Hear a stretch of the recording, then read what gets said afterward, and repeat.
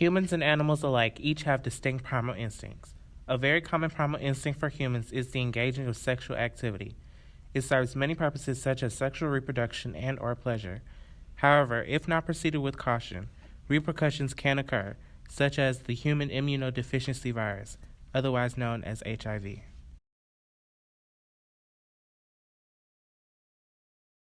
HIV is a virus transmitted through contact with infected blood, semen, or vaginal fluids.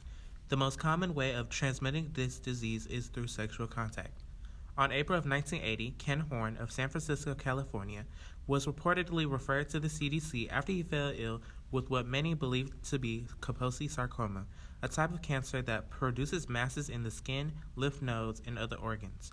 A year later, the CDC retroactively identified Horn as the United States' first patient of the AIDS epidemic, a disease that stems from HIV. From then, the epidemic of HIV and AIDS began to skyrocket, not only in the United States but throughout the world, reaching many other countries such as Brazil and Canada. In the early stages of the outbreak, doctors, medical experts, and scientists were baffled by the emerging plague. Many doctors weren't even remotely familiar with the disease, therefore treatments were very perplexing to them. In the emergence of the virus, the media warned that a specific group of people had a higher chance of HIV and AIDS, which they titled the 4-H Club, which included hemophiliacs who contracted the disease through contaminated blood transfusion, homosexual men, heroin users, and Haitians or people of Haitian descent. 4 years after the discovery of the AIDS in the U.S., the National Cancer Institute identified HIV as the cause of AIDS, as the death rate due to this disease was increasing. In 1986, Mildred Ford received life-changing news.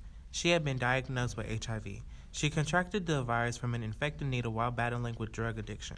We conducted an over-the-phone interview to get more insight on the disease and what it is like to live with it. A drug program, right? Mm-hmm. And they sent about 6 of us to the clinic to get tested, right? Yeah. So everybody was saying what their test results was, right? Yeah. And they were saying negative and positive, and I think I kind of got those that they said negative, positive. So when I got my results, it said positive.